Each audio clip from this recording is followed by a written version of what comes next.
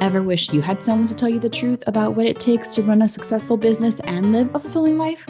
Well, amiguita, you've come to the right place. So grab your favorite cafecito or cocktail, your courage, and let's get to work. I'm Tanessa Shears, a therapist, business strategist, mindset coach for entrepreneurs, and a feisty Latina from Miami.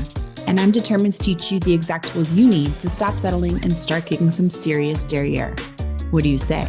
Are you in? Then let's get started. Welcome to Latinas Empowering Latinas podcast.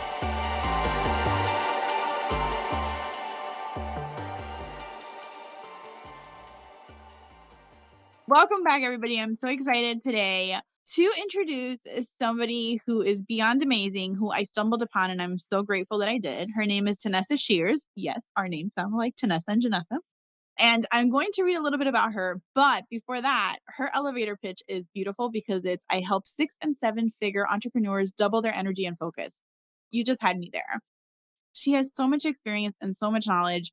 I'm going to just put everything in the show notes because we can go on for days. But she is a kinesiologist, certified sleep science coach, health consultant who helps entrepreneurs double their energy and focus so they can make more money in their business with her 12 Becoming Limitless protocols. She works closely with business owners to eliminate brain fog. Hello, we're going to talk about that today. And wake up well rested so they can get more done in less time, maintain consistent, stable energy throughout the day, and feel better than they have in years. Tanessa, I will start by saying, I feel a little off today. And I almost wanted to reschedule. And I'm like, well, no, this is actually the perfect time to have this conversation. I actually stumbled upon you on Jasmine Starr's podcast because social curator, and she's phenomenal and forever mentor. You just started talking and I was like, oh my God, yes. Oh my God, yes. Oh my God, yes. So far as being an entrepreneur, being a mom, brain fog, productivity, please tell me, I can go on forever. Tell me about you, and let's just kind of get started and deep dive into, is brain fog really normal for us as entrepreneurs, and what do we do? But tell us about you, please. Yeah. So like you said, I'm a mom. I've got a 1- and a 3-year-old right now. So what would be prime candidate for brain fog? Also running a business. My husband works with our business. Like, it is full on here all the time. And like you said, it's one of those things, I think, as entrepreneurs, that there are so many of us out here feeling tired, exhausted at the end of the day. We're feeling foggy. We can't get our words right. We're just not feeling the energy we want. And we show up to our businesses this way, right? And it's one of those things that it's showing up in your copy. It's showing up in our video. It's showing up in our energy on our consultation calls and our sales calls, right? And it's one of those things that we are like, yeah, I'll get to it when I have the time, when I hire the team, when I break 6 figures, when I hit a $30,000 month, whatever it is. And we have this I'll get to it one day.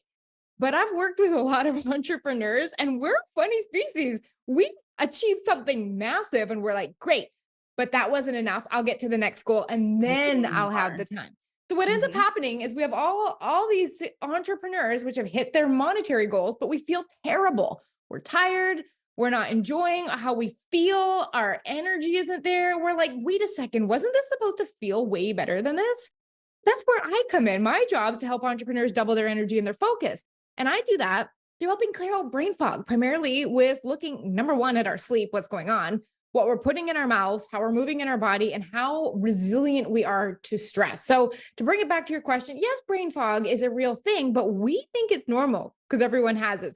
I guess what I would love your audience to walk away from is like, do we want to continue having this just feel normal for us? Do we want to accept this as part of the job? This is life. This is what being a mom's like. This is what being an entrepreneur is like. Or do we want to question if we want that to continue being normal for us? Oh my gosh. So I have so many layers to this. You know, my podcast, I rebranded this year, and it's Latinas Empowering Latinas. So I want to definitely address the cultural piece here. You hit the nail on the head. Being a mom is guaranteed brain fog, just chemically. And then being an entrepreneur, we're up and we're working on our business all the time. Even when we try to find balance, it's inevitable. And we do always move the bar. And then it's interesting. So I was actually with my brother this weekend. My husband and my kids are in Puerto Rico. So that's part of what's going on right now for me, because there's some family things going on. They're over there now. So I'm here. So I'm kind of missing them a little bit. I'm a little off because I'm homesick for my family. I was with my brother this weekend and I'm telling him about like how I've managed this like balance and I only work 3 days a week and then I have like 4-day weekends. And he's like, well, why don't you just work more? You have all this extra time. Culturally, especially I'll speak for my specific culture, Cubans, we're just always working and you have to work more. And there's never enough. And our parents and our grandparents sacrificed to come to this country. And we're just hard workers. And we literally work until we die. Like literally. It's shifting the mentality too. So before we even get to the biohacking, like how do you even work with some of these like cultural mindset pieces that you Mhm. have with the people you work with? I think it's a two-part question. And one of them, I listened to a podcast not far back, maybe January, and it was one of those moments that forever changes your life. And it was something so simple that he said on his podcast. And it was with Rob Murgatroyd. And he said, when is enough enough? And Mhm. enough is when your work erodes the bandwidth for a quality life. Ooh, say that again. Yeah. When you are overworking or whatever that is when you are not able to enjoy your life. It is when it erodes the bandwidth for a high quality life. Of course. Right. And so there's, I think, that one piece in recognizing that because I had a coaching session back in December. And my coach at the time said to me, like, why are you growing right now? Why are you growing your business? Like, how long have you been growing it for? And I opened my business in 2014. And I was like, what else do you do if you're not growing your business? He goes, are you growing just to grow? Like, when is your next season of lifestyle coming in? If you're in a season of mission and a growth right now. And I recognized that I had been in a season of growth for the last like 9 years. And that was the only speed I had was grow. Mhm. So I really needed to recognize like, if I don't take a season of lifestyle or figure out how to do this, my life is forever going to feel like this. And that was a huge thing for me. And you know what we actually did was we went and wrote down what our dream life would cost us. Like if we had the 6 months of travel a year, we had all of that stuff. And I recognized that I only needed to take home $86,000 a year for to get everything I wanted in my life. Yet my brain was like, we should definitely go for $500,000 as our 3-year plan. Like that just makes total sense based on where we are now, just small amounts of growth. And I think I really had to recognize in that moment, like, would For what? that elevate the quality of my life relative to the bandwidth in my life I would lose now to time in my work, given that that amount I was already well making. It's like, okay. So that really that got me to slow down. And I was just like, I could have my dream life right now and still have fun chasing my goals, but not decide that a condition needs to met for me to start enjoying. I love that so much. I always tell my clients, like, at what cost? You're doing all Mhm, of these things at what cost? And that's exactly mhm, what you're talking about. And mhm, when is enough, right? Life is mhm, short. And I actually just did a post the other day. I was like, life is short and long at the same time, right? So instead of trying to rush through to get to the points that you want, start living now, finding that balance you're talking about. I'm very concrete. I love that you kind of said, like, on paper, let's do the numbers. On paper, what does it take to have this life? And you mhm. did the math, which is always what I'm talking about. Do the math, run the numbers, and you're like, I can have it now. I know, isn't that wild? And it's just so fun to see that. And you're like, well, what are we really sacrificing everything for now? Right. And that's one of the things like we have a 2-month trip to Panama planned in January now because I'm like, we're not waiting any longer for this. Let's go. Let's Yes. go. Like, I want to feel good now. And that's one of the things that I really find is like, my life has slowed down so much. There is so much space for everything. And when my brain starts going, I'm just going to work an extra 2 hours or this little bit on my day off, but it's okay. I love my business. You don't understand. I love it. Like, I would do it for free. Mhm. We like to say that as entrepreneurs, like, I would do this if I didn't get paid for it. We love Yes. that. And I Mhm. always think to myself, like, if I do this extra task today, and my belief is that by next week, I'm going to feel better because I did this extra thing here. Am I actually going to feel any better because I overworked this week? If I was actually further ahead on this project, am I going to feel any better? And the answer is no for me all of the time because I've now recognized that the number of things on my to-do list doesn't determine my internal state. It's my brain and what it's telling me and what it's thinking. So I've learned to say, me getting further on this task is not going to make me feel better about my life right now. I have to decide to do that now. And the way I'm going to do that now is to stop working because I'd rather be spending time with my kids than Mhm. whipping up an extra Instagram post. Mindful choices, more mindful choices. Okay, Yeah. so I wanna get a little bit right when we started, you mentioned like, "Oh, from lifeguarding." I'm like, "Wait, what?" Talk to me a little bit about your journey. Like, how did you get to this space doing what you're doing now? Yeah, so I got a job as a lifeguard to pay my way through university.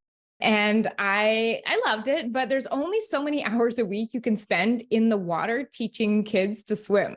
And I was cold all the time. And it was like during winter, I'm up in Canada. Like imagine being in a pool, going home, wet hair, 10 p.m. at night, like not a fun situation. And I said to the supervisors, I was like, is there anything I can do to have more time on the deck and less time in the water? They're like, if you want to teach the seniors aquafit class, we will give you less swimming lessons. And I was like, sure. What do I need to do? So I went and took all the education required to become a group fitness instructor. And it was in that time that I was like, this is interesting. The body is interesting.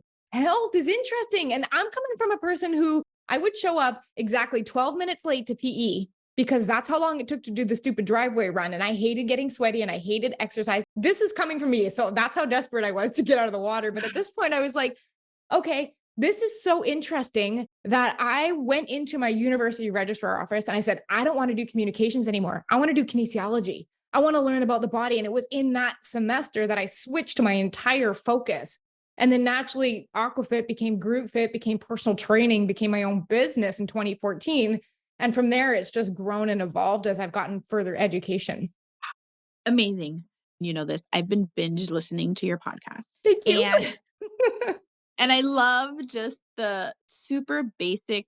One of my favorite things you said is like, sleep is free. Let's work on that first. I ended up getting my Aura ring because of you. And I've been tracking that. And I will tell you, and you'll probably way more versed than I am to explain what that is. So I'll leave that to you in a second. But I started tracking the amount of data. I'm data obsessed and I love the data. It took me a long time to get used to it. So Aura is a tracking system. I'll let Tanessa explain. I love that it tracks your cycle because of my son's birth. I no longer have a uterus, so I don't know when I'm cycling. I'm always like, I have no idea. I love that it measures the temperature. The sleep data is incredible. And I really ended up getting one for myself, yes, but more so for my clients because I wanted to see if there was any correlation between mood and stress and whether they were sleeping or not. Like I said, I need to get one because I don't refer anything or anybody I don't use or believe in. And the amount of data collected so far, I can't wait to start implementing with my clients. Please talk to us about the Aura Ring and then just like the foundation of helping with brain fog.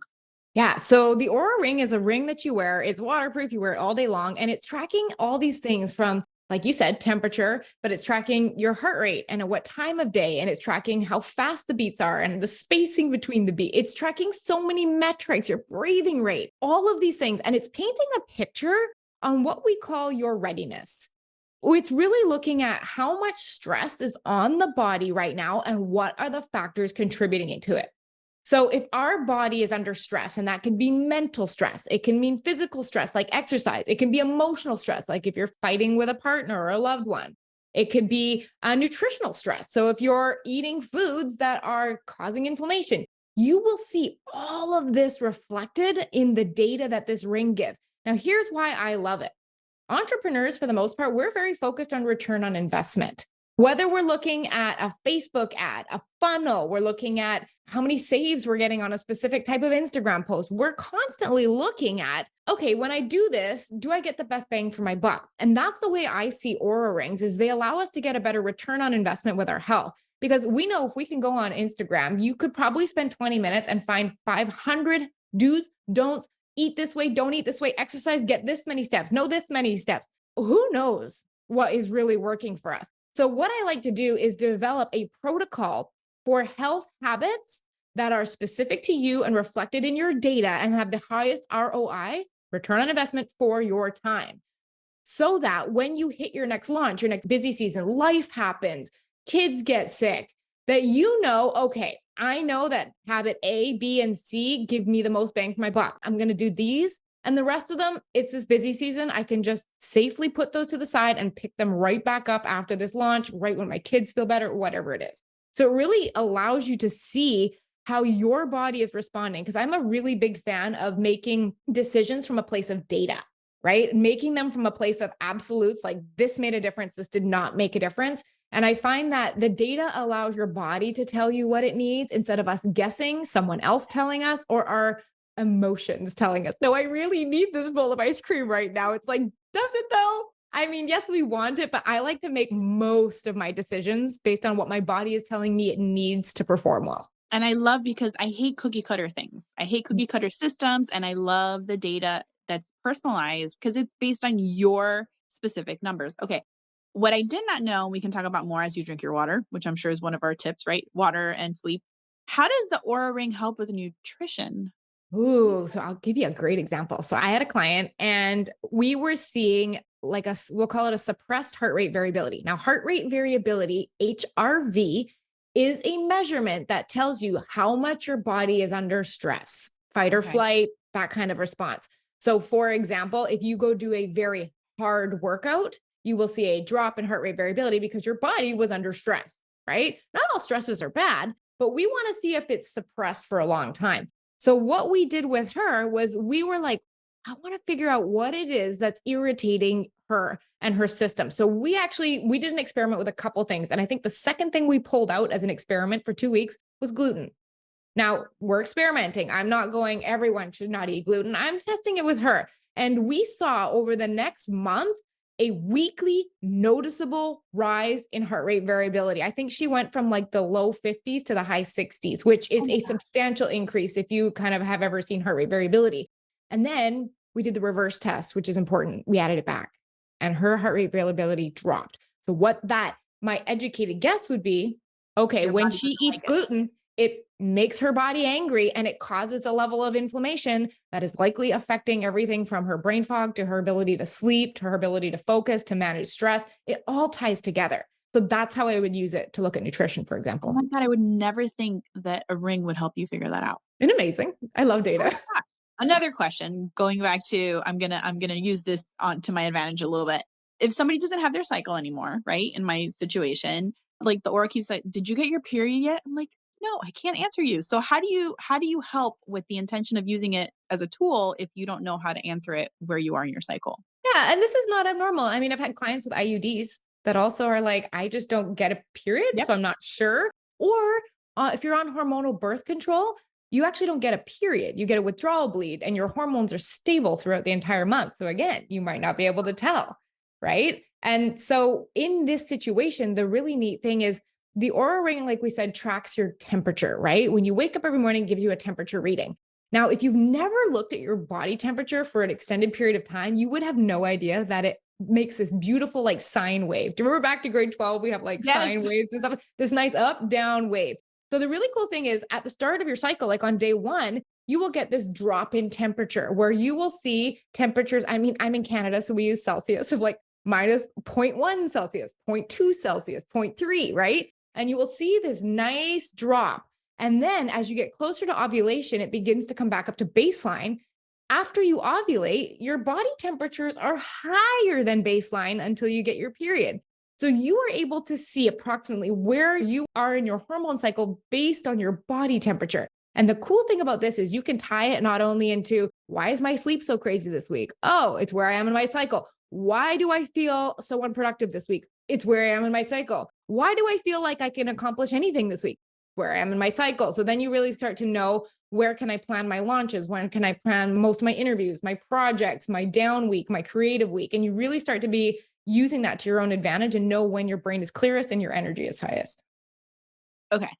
For somebody who's just learning about the concept of biohacking, right? Mm. Can you explain what biohacking is for the layperson? Yeah, but don't go Google it because you will find the most random stuff. Like you will find everything from like people like injecting stem cells to like freezing themselves. You'll find all kinds of stuff. But here's how I look at Yes, biohacking. please. This is Tanessa's biohacking, please. Yeah, biohacking is like you are the experiment of one. You are making systematic changes to your external environment. What's your room temperature when you're sleeping? How dark is it when you're sleeping? And internal changes. Maybe we're trying out magnesium. Maybe we're trying red light glasses. So we're looking at what changes can we make to our internal and our external environment that'll give us more energy, clarity, longevity, focus, and wellness. And the way I like to do biohacking, like I said, is with the Aura Ring because I want to know where I'm getting the most bang for my buck. So biohacking is what can I do on a subject of one to improve my energy and my focus? Beautiful. Okay. For the overwhelmed, stressed out, typical brain fogged entrepreneur, Mhm. What are the simple steps that you suggest to start before somebody starts working with you? What can they start to do on their own? Yeah, most entrepreneurs will say, how can I fit 4 to 5 1 hour workouts in my week and cut out all carbs, eat nothing but green things, and probably, oh, I don't know, more chicken. So they'll have some arbitrary set of rules that they found on the internet that likely has to do with exercise and food, because that's what we've always been taught has the biggest effect, and I'm using air quotes, on our health. But I actually like to take a whole different route. The pillars of health that we know are not all equal. I feel that there is a foundation, and that is sleep. And that foundation makes everything else easier. It helps us manage our hormones so we process blood sugar better. We are less hungry. We have less cravings when we have good sleep. We are more likely to go to our workouts, because if you've ever woken up feeling exhausted, what is the chances that you skip your morning workout, right? And your decision making is better. So if you're going to have this health plan that you set up, wouldn't you love it if it was just easier to follow through on it, easier to say yes to it? You were able to manage your brain and your emotions a bit more. Well, that all happens during sleep too. So that's why I come back to this idea that sleep isn't like a pillar of health, as is exercise, as is sleep. It's the foundation on which we build everything up. And I know, like we talked about pre-show, like if we're talking about sleep here, it's free. You're doing it already. Let's do it better, right? And those can make little tweaks so that we can start really waking up feeling better, more well rested, so that we're able to start the day. And there's a whole bunch of things we can talk about. I don't know where you wanted to dive in. We can talk about like stuff you do before bed, what happens during your sleep, stuff we can do in the morning. Where would you like to go from there? Oh my gosh, that's so funny. Well, first of all, I love that you're saying, most everybody's inclination is like, I need to eat better, or I need to exercise more. And you're saying we need to sleep better. Let's start with that. And I Mhm. tell my clients when I'm in session is like, we need to kind of gut everything out. It's going to be uncomfortable, but let's build a good foundation and build from there. And what you're saying is, okay, yes, food is great and exercise is wonderful, but until you're sleeping well, you're not going to make the best decisions for you with everything else. So let's start with the basic that nobody really thinks about very much. Again, I'm going to use myself. I've been tracking with my Aura Ring. I've been looking at my sleep. I can kind of see where I need to adjust things. But for example, today it says I'm super ready. I have a sleep score of 83. My readiness is a 79. And I'm like, I feel exhausted. Why does that not feel so great? So, what happens when you feel that it's not ideal, right? But the numbers don't match how you're feeling? And this is interesting because I think I wanna say it's been pretty on point, like, if I'm not sleeping well enough and I feel a little tired, like, it'll be like, "Yeah, take it easy today." But where do you start making some of the connections with sleep? Yeah. Let's relate this back to something like running a Facebook ad. We don't want to look at one day's data. Let's say one day you had good click through rates, you had really good conversions, and you were like, cool, this is the winner ad. But you didn't look at the fact that the entire 2 weeks before has been a hot mess. And you're like, or vice versa, 2 weeks has been well, one day not so well. You know what I mean? So I like looking at the Love that. history of the data. Let's say, for example, you woke up and you had a killer sleep score and a killer readiness score, and you're like, what the heck? I don't feel like that. I would look back over the previous days and I was like, okay, were you getting at least 7 hours of sleep, at least for all of those days? Were you getting enough deep sleep for all of those days? Were you getting enough dream sleep for all of those days? Has your heart rate variability been showing positive adaptation to stress? And that looks like consistent numbers or tiny bit of an increase. So I look back at that. That's more of a history thing. But then what I can also do is we look at our day of data, and here's something really fun. I like to look at if you woke up feeling really foggy and you're like, but the sleep score is great. I will look and see, did I wake up in the middle of a dream sleep, or middle of deep sleep? And Mhm. now, if you're like, how do you even tell? When you have an Aura Ring, it gives you a graph and it tells you approximately at what type of sleep you were I'm experiencing. obsessed with that graph, by the way. I It's wake up as soon as I fun. wake up, I'm like, Yeah. So if you wake up during a dream, which is REM sleep, or you wake up during deep sleep, you are much more likely to experience something called sleep inertia. And if you wake up during a dream, it'll take about 20 minutes to half hour until you stop feeling like you're completely almost underwater foggy. If you wake up during deep sleep, it can take up to 4 hours. So wow. it is, yeah. And so this is one of those reasons why I really advocate for a consistent sleep schedule, meaning we go to bed within a 30 to 1 hour window, 30-minute to 1 hour window, as often as we can, and we wake up within the window. The reason why we do that is your circadian rhythm, this is your body's internal clock, starts saying, oh, it's right around the time we wake up. Let's wake up at this time. And you no longer need an alarm clock, because using an alarm clock increases your brain's probability of waking up during a dream or during deep sleep. It's like something like 55%. Yeah, I always like to, if I can, start being consistent with the sleep so that we do not need that alarm clock to wake up anymore. Essentially, not only does your body start regulating when it's going to wake up and help you wake up at that time, it'll also base the type of sleep you're getting depending on when it understands you're going to sleep and for how long. Yeah, well, think about this. Your body's not going to be like, we're in the middle of a dream. Let's wake up. Like, that doesn't make any sense, right?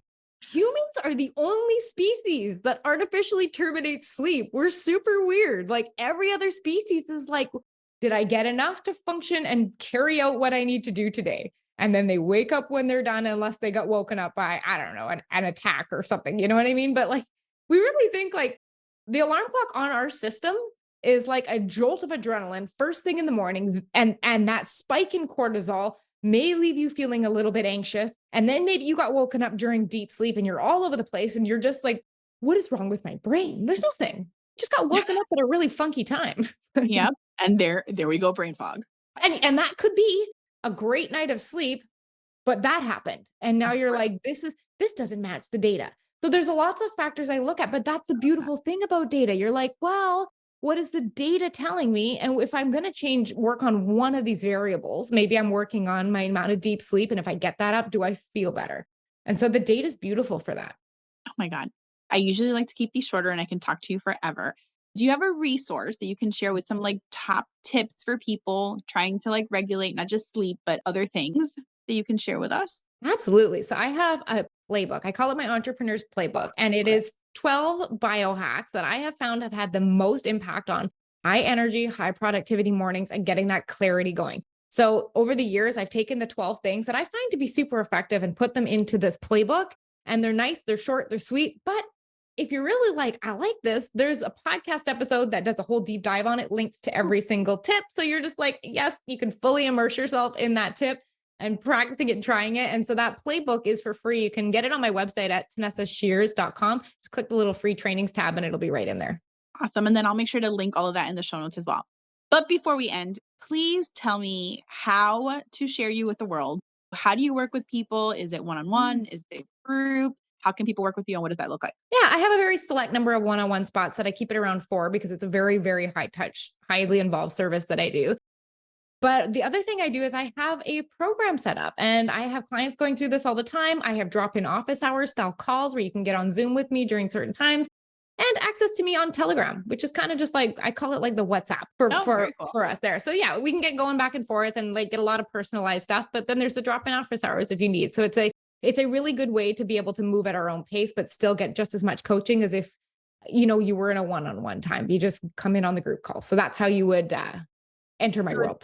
One-on-one or group. And then that Telegram or office hours you have, is that like a membership or is that? No, that's all included in the group. Oh, very cool. That's awesome. Well, I'll make sure to link all of that in the show notes. Thank you so much for sharing. I feel like we were kind of all over the place, but I had so many questions to ask you. She is a world of information. Cannot wait to work with you one-on-one as well. Incredible. I mean, she has so many resources. Her podcast is amazing. The free resource, we'll make sure to put everything in the show notes. Go to janessaborges.com/37 for episode 37. And I'll make sure to link everything there. Thank you so much again for joining us. I am so grateful and our community needs you so much. I'm so glad to have come across you. Thanks for having me on. Oh, thank you.